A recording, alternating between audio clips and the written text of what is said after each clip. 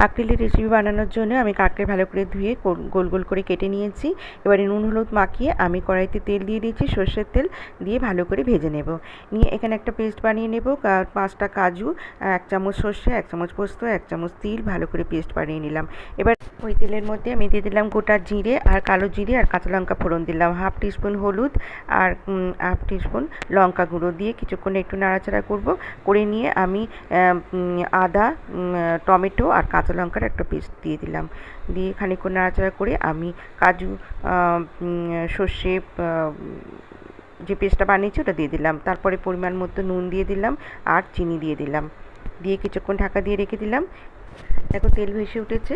এবার ভেজে রাখা কাঁকড়েগুলো দিয়ে দিলাম, নারকেল কোড়া দিয়ে দিলাম আর দিয়ে দিলাম কিছুক্ষণ নাড়াচাড়া করে আমি একটু জল দিয়ে দেবো। জল দিয়ে আমি এর মধ্যে একটু ধনেপাতা কুচি আর একটা কাঁচা লঙ্কা আর গরম মশলা দিয়ে দিলাম।